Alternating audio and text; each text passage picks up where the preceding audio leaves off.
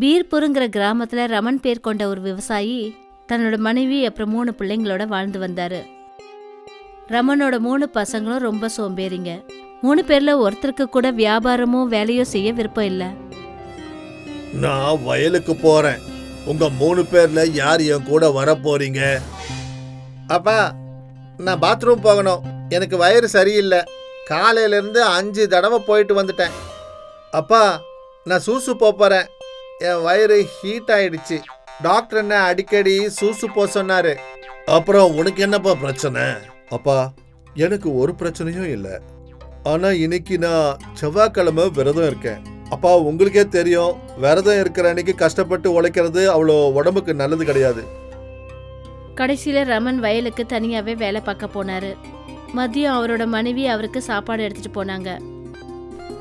உனக்கு ஏற்கனவே உடம்பு சரியில்லை, நீ ஏன் வந்த? அந்த உருப்படாதவங்கள யாராவது ஒருத்தனை அனுப்பி வச்சிருக்கலாம்ல. 3 பேரும் ரஜினிகாந்தோட படம் பார்த்துட்டு இருக்காங்க. உழைப்பாளி. புரியல, இவங்க 3 பேரோட நிலைமை என்ன ஆகும்னு. இந்த 3 பேரை பத்தி கிராமத்து ஜனங்க நல்லா தெரிஞ்சு வச்சிருக்காங்க. அதனால இந்த 3 பேர்ல ஒருத்தனுக்கும் யாரும் பொண்ணை கொடுக்கவே மாட்டேன்றாங்க. வயசு பிள்ளைங்க தானே கொஞ்சம் சோம்பேறித்தனமா இருப்பானுங்க. கொஞ்சம் கொஞ்சமா சரியாயிட விடுங்க. ராம்கலி அத்தை வீட்ல இருந்து ஒரு சம்பந்தம் வந்திருக்கு. ஒரு நாள் மாடு வாங்குறதுக்காக ரமன் பஜ்ரங்பூர் மார்க்கெட்டுக்கு போனாரு. அவர் அவங்க பசங்க கிட்ட சொன்னாரு, நான் பஜ்ரங்பூர் போறேன். நான் வர இன்னும் 2 நாள் ஆகும். உங்க அம்மாவுக்கு உடம்பு சரியில்லை, அவளை கவனிச்சுக்கங்க. நேரத்துக்கு டேப்லெட் கொடுங்க. அப்பா, நீங்க கவலைப்படாம போங்க. இவங்க 2 பேரும் அம்மாவை நல்லா பாத்துக்குவாங்க. ராத்திரி 3 பேரும் டிவியில படம் பார்த்துட்டு இருக்கும்போது அவங்களோட அம்மா அவங்கள கூப்பிட்டாங்க. ராம், ஷாம், யாராவது எனக்கு மாத்திரை கொடுங்கப்பா. ஷாம், போ அம்மாவுக்கு மாத்திரை கொடுத்துட்டு வா. சிவா, நீ போய் அம்மாவுக்கு மாத்திரை கொடு. என் பேரை சொல்லி அம்மா கூப்பிடவே இல்லை, நான் ஏன் போனோம்? 3 பேரும் சண்டை போட்டுட்டு இருந்தாங்க. ஆனா அம்மாவுக்கு மாத்திரை கொடுக்க யாரும் போகல. அம்மா ஒரு நாள் மாத்திரை சாப்பிட முடியாம போயிடுச்சு. மறுநாள் அவங்கள மறுபடியும் அவங்க அம்மா கூப்பிட்டாங்க. ராம், எனக்கு மாத்திரை கொடுப்பா. இந்த அம்மா எப்ப பார்த்தாலும் என்னையே கூப்பிடுறாங்க. இங்க இதயம் படத்தினுடைய கிளைமேக்ஸ் போயிட்டு இருக்கு. அங்க போய் யாரு மாத்திரை கொடுக்கறது? ராம் வேகமா ரூம்க்கு போனான். அவனோட முழு கவனமும் அந்த படத்து மேலேயே இருந்துச்சு. எந்த மாத்திரை கொடுக்கறது? இந்த ரோஸ் கலர் டேப்லெட் தமன்னா மாதிரி அழகா இருக்கு. இத சாப்பிட்டா அம்மா குணமாயிடுவாங்க. இதையே கொடுப்போம். ராம் சீக்கிரமா அவங்க அம்மாவுக்கு மாத்திரையை கொடுத்து தண்ணியையும் கொடுத்துட்டான். மறுநாள் 4-5 பேர் ரமனை கூட்டிக்கிட்டு வீட்டுக்கு வந்தாங்க. என்னாச்சுப்பா? ஒன்றும் இல்லை, 2வது முறை ஹார்ட் அட்டாக் வந்துடுச்சு. இப்போ பரவாயில்ல. ரமன் அறைக்குள்ள போய் தன்னோட மனைவியை பார்த்த போது மனைவியோட சுவாசம் நின்று போயிருந்துச்சு. அட முட்டா பசங்களா, உங்க அம்மாவுக்கு நீங்க மாத்திரையே கொடுக்கலையா? அப்பா, நான் தான் மாத்திரை கொடுத்தனே, அந்த ரோஸ் கலர் மாத்திரை. அட கடவுளே, அந்த மாத்திரை பயிர்களுக்கு போட வேண்டிய மாத்திரை. அதனால பூச்சிங்க செத்து போகும். உங்களுடைய சோம்பேறித்தனத்தால உங்க அம்மா இந்த உலகத்தை விட்டே போயிட்டா. ரமனுக்கு ரொம்ப கவலையா இருந்துச்சு. ஏன்னா அவருக்கு நல்லா தெரியும், அதாவது அவருக்கு 3வது ஹார்ட் அட்டாக் வந்துருச்சுன்னா அவர் உயிரோட இருக்க மாட்டார்னு. அதுக்கப்புறம் அவங்க 3 பசங்க வாழ்றதுக்காக அவங்க ரொம்ப கஷ்டப்பட போறாங்கன்னு தெரிஞ்சிருச்சு.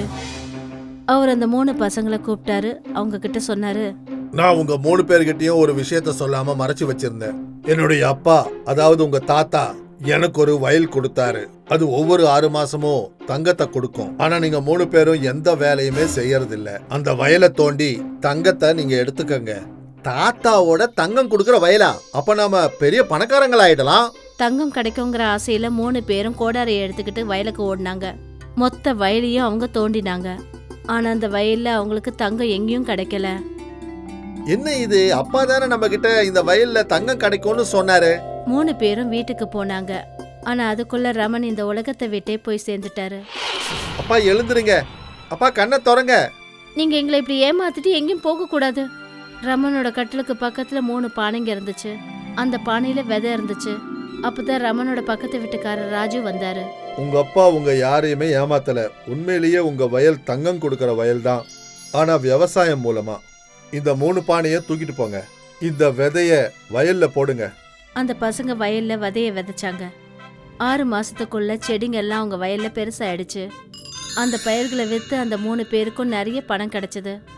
இப்ப நான் புரிஞ்சுக்கிட்டேன் அப்பா எதுக்காக தங்கம் வயல்ல இருக்குதுன்னு சொன்னாருன்னு. தங்கம் கிடைக்கும்ன்ற ஆசையில மொத்த வயலையும் நாம தோண்டினோம். இல்லைன்னா இந்த வேலையை நம்ம எப்பவுமே செஞ்சிருக்க மாட்டோம். நாம வயல்ல தோண்டலன்னா அதுல விதை விதைச்சிருக்க முடியாது. அதுல விதை விதைக்காம இருந்தா நமக்கு பயிர்களும் கிடைச்சிருக்காது. அந்த பயிர்களை வித்தா நமக்கு பணமும் கிடைச்சிருக்காது. அவங்க அப்பா சொன்ன பாடத்தை 3 பேருமே கத்துக்கிட்டாங்க. அப்புறம் சோம்பேறித்தனத்தை விட்டுட்டு கஷ்டப்பட்டு உழைக்க ஆரம்பிச்சாங்க. நானாகஞ்ச் கிராமத்துல பிரேம்லதா தன்னோட 2 பொண்ணுங்க மான்சி அப்புறம் ஜோதி கூட இருந்தாங்க. பிரேம்லதா மீன் வியாபாரம் பண்ணிக்கிட்டு இருந்தா. நான் மீன் விற்கிறதுக்காக போக போறேன். உங்கள யாரு என் கூட வரப்போறா? என்னால வர முடியாது. நான் இன்னைக்கு என் ஃப்ரெண்டு வீட்டுக்கு போக போறேன். நான் மீன் விற்க போற அன்னைக்கெல்லாம் என் ட்ரெஸ் எல்லாம் மீன் வாடை அடிக்க ஆரம்பிச்சிடுது. வாடை தாங்க முடியல தெரியுமா? என்னாலையும் வர முடியாது. நான் என் காலில் மருதாணி போட்டு இருக்கேன். அம்மா, இவ வேணுமே தான் காலில் மருதாணி போட்டிருக்கா. அப்பதான் நீங்க மீன் விற்க கூப்பிட மாட்டீங்கன்னு. ரொம்ப பேசாத. ஒரு அரை வெட்டனா பல்லெல்லாம் கொட்டிடும். ஆமா. சரி, போதும் போதும். உங்க சண்டைய முதல்ல நிறுத்துங்க. நான் தனியாவே போறேன். திரும்பி வரதுக்குள்ள வீட்டுல இருக்கிற வேலை எல்லாத்தையும் முடிச்சு வைக்கணும். இல்லைன்னா 2 பேரும் அடி வாங்குவீங்க. பிரேம்லதா மீன் விற்கிறதுக்காக கிளம்பினா. அம்மா, மீனே மீனே மீன் வாங்கிக்கங்கம்மா. ரொம்ப சுவையான விட்டமின் நிறைஞ்ச மீன் வாங்கிக்கங்கம்மா. மீனு. பிரேம்லதா ரோடு கிராஸ் பண்ணும்போது திடீர்னு ஒரு கார் வந்து பிரேம்லதா மேல மோதிடுச்சு. பிரேம்லதாவுக்கு ஆக்சிடென்ட் ஆயிடுச்சு. அம்மா, இப்படி ஆயிடுச்சேம்மா. ஒருவேளை நானும் உங்க கூட மீன் விற்க வந்திருந்தேன்னா. அம்மா, எங்களை மன்னிச்சிடுங்கம்மா. அழாதீங்க பசங்களா. இதுக்கப்புறம் நான் உயிரோட இருப்பேனா என்னன்னு எனக்கு தெரியல. நீங்க 2 பேரும் உங்களை நீங்களே ரொம்ப பொறுப்பா பார்த்துக்கணும். அப்புறம் உங்க வாழ்க்கை துணைவனை நீங்களே தான் தேர்ந்தெடுத்துக்கணும். நான் உங்க 2 பேருக்கும் ஒவ்வொரு மாய மாங்கல்யத்தை கொடுக்கறேன். மாய மாங்கல்யமா? எந்த பையனை உங்களுக்கு பிடிச்சிருக்கோ அவன்கிட்ட எப்படியாவது இந்த மாங்கல்யத்தை அவன் கையால உங்க கழுத்துல போட்டுக்கோங்க. அதுக்கப்புறம் நீங்க சொல்றது எல்லாத்தையும் தான் கேட்பாங்க. ஆனா இத தவறான விஷயத்துக்கு பயன்படுத்தாதீங்க. மான்சி அப்புறம் ஜோதியோட அம்மா 2 பேருக்கும் ஒவ்வொரு மாங்கல்யத்தை கொடுத்துட்டு இறந்துட்டாங்க. மான்சியும் ஜோதியும் அந்த மாய மாங்கல்யத்தை எடுத்துக்கிட்டு தன்னோட வாழ்க்கை துணைவனை தேடுறதுக்காக புறப்பட்டாங்க.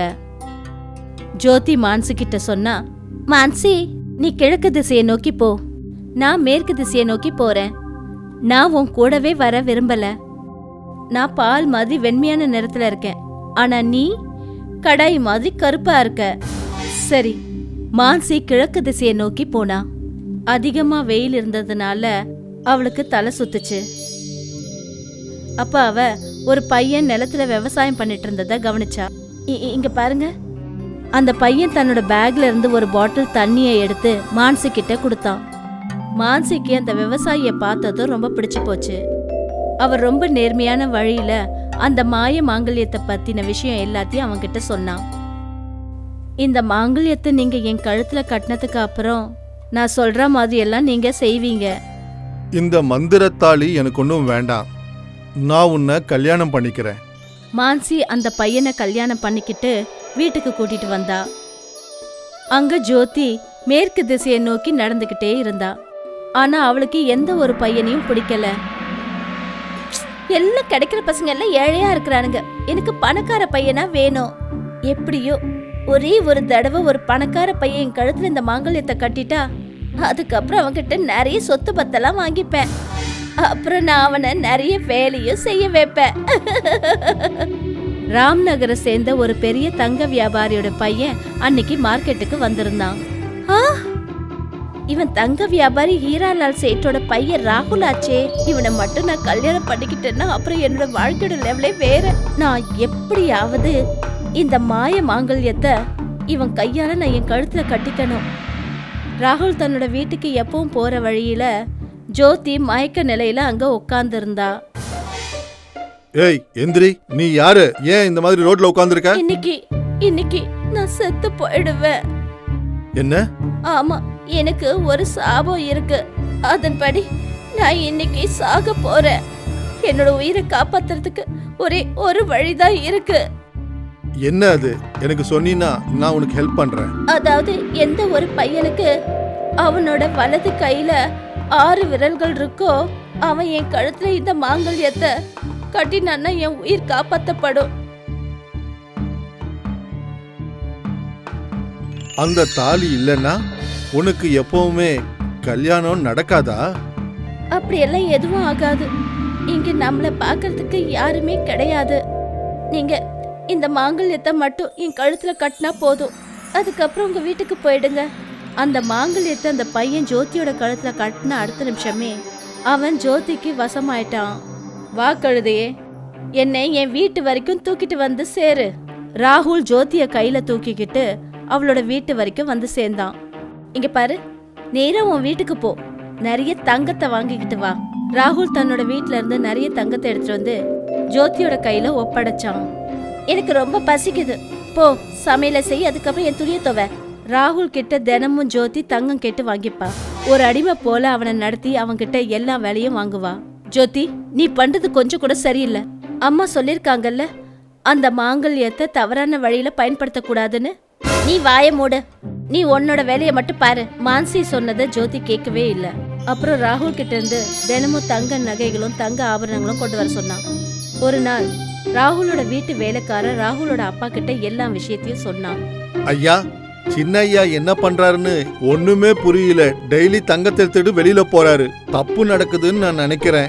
ராகுலோட அப்பா தன்னோட வேலைக்காரனை ராகுல ஃபாலோ பண்ண சொல்லி சொன்னாரு. அவர் அன்னைக்கு நாள் முழுக்க ராகுல் எங்க போறான் என்ன பண்றான்னு தெரிஞ்சுக்கிட்டாரு. அப்புறம் எல்லா விஷயத்தையும் நேரா போய் ராகுலோட அப்பா கிட்ட சொன்னாரு. ஐயா, சின்னையா ஒரு பொண்ணு வீட்டுல துணி துவச்சுக்கிட்டு வீட்டு வேலை எல்லாம் செய்யறாரு. அந்த பொண்ணு இவர்கிட்ட வேலை வாங்கிக்கிட்டே இருக்கு. அந்த வியாபாரி ஜோதிய பத்தி ராஜா கிட்ட கம்ப்ளைண்ட் பண்ணாரு. ஜோதி மாயத்தந்திரங்கள் பண்ண குற்றத்துக்காக பிடிபட்டா. அப்புறம் அவளை ஜெயிலையும் போட்டு அடைச்சிட்டாங்க. ஒருவேளை நான் என் அம்மா சொன்னபடி கேட்டிருந்தேன்னா, இல்ல மான்சியோட பேச்சையாவது நான் கேட்டிருந்தேன்னா இப்ப நான் ஜெயிலுக்கு வர வேண்டிய அவசியம் இருந்திருக்காது. என்ன மன்னிச்சிடுங்க அம்மா. யாராவது என்ன ஜெயில இருந்து வெளியே எடுங்க.